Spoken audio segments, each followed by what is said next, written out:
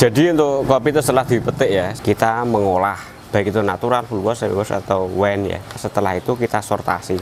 Jadi kalau kita ingin mendapatkan cita rasa yang baik, pilih jadi yang merah ini. Dan biji yang bagus itu yang merah yang fresh kayak gini, nggak kehitaman.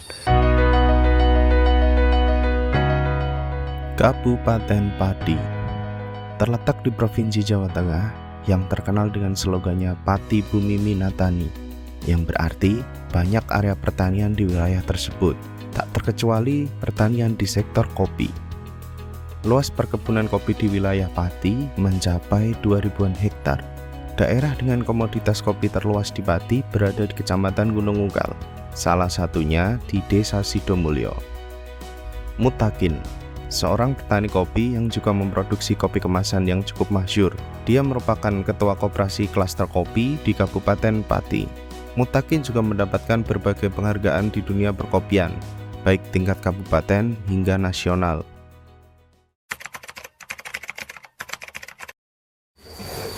Untuk latar belakang kita masuk di dunia perkopian itu kan berlatar belakang dari berpuluh-puluh tahun ini ya. Masyarakat kita yang khususnya di dunia kopi ini kan sangat tergantung dengan tengkulak dan lain-lain, sehingga mereka mau menaikkan pendapatan SDM mereka akan susah.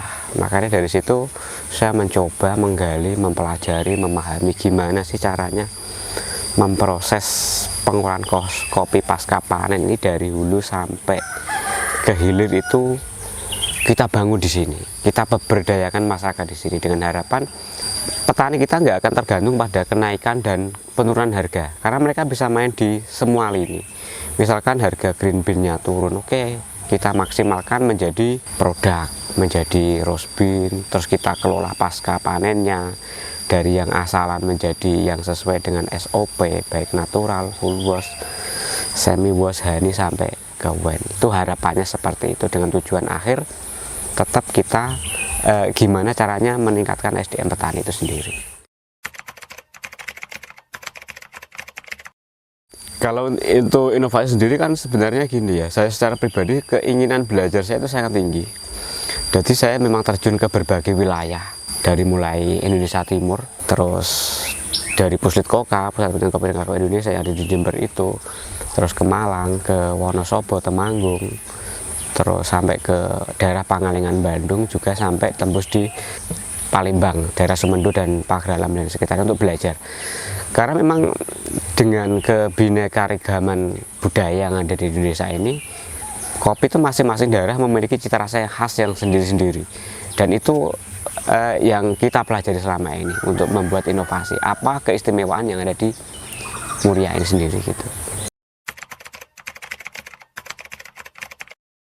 Kalau kita ke pencapaian ya, karena untuk kopi sendiri itu kan sebenarnya gini, sebagus apapun kopi yang kita proses, kita nggak bisa mengklaim kopiku yang paling enak. Karena itu kembali ke selera, cita rasa.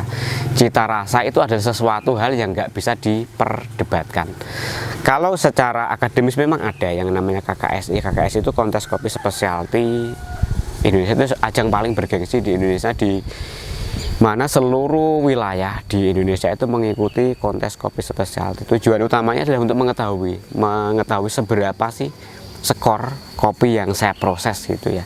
Sejauh ini yang pernah saya capai, skor dari KKSI 2018 itu mampu tembus di angka 87,86, dan itu sampai hari ini mungkin rekor itu belum terpecahkan ya. Jadi waktu itu kami di peringkat 5 nasional sebenarnya untuk kategori kopi yang saya proses itu adalah Robusta full wash. Dengan tidak ada regenerasi tani, maka ini berdampak sangat besar bagi perkembangan pertanian yang ada di negara kita. Kalau kita bicara pertanian ke generasi didik kita, generasi milenial ya, kita arahkan ayo kita ke kebun, ayo kita ke sawah, mereka jelas nggak akan mau. Hanya melihat profesi tani itu sudah dipandang sebelah mata. Makanya saya membuat gagasan gini, saya merubah dari hilir baru ke hulunya. Dengan sistem apa? Kalau di industri kopi saya kan membuka pelatihan barista ya. Pelatihan barista itu sebuah profesi yang di generasi milenial itu merupakan sesuatu profesi yang elit. Saya masuk di situ, saya ajari mereka untuk belajar barista di sini dengan menggratiskan seluruh peserta sampai mereka bisa. Dengan kita pelatihan barista itu, maka di situ nanti kita akan sajikan ini kopi A, proses natural, ini proses full wash, ini proses wine. Kok rasanya bisa beda ya Pak? Gitu. Nah dari situ baru kita terjunkan, oh cara proses pasca panennya seperti ini. Kalau kita pengen mendapatkan hasil lebih bagus akan seperti ini. Terus kita memperkenalkan lagi, ini kopi Arabica, ini Robusta, ini Excelsa, ini Liberica. Maka mereka akan mempelajari dan mereka mau tidak mau akan terjun ke lapangan. Terus gimana sih cara kita mendapatkan biji kopi yang baik, cita rasa yang baik? Kita edukasi di situ. Cara budidayanya, tumpang sarinya, letak perkebunannya seperti apa kita kupas. Yang akhirnya perlahan minimal mereka anak generasi milenial ini yang punya orang tua, mereka bisa mengedukasi orang tuanya. Karena masalahnya jika kita sendiri yang mengedukasi ke generasi tani kita, susah dalam arti gini, misalkan kita memberikan inovasi, ini Pak harus panen seperti ini, mereka nggak akan bisa menerima. Itu salah satu gagasan. Oke, siswanya itu dari mana saja sih Pak?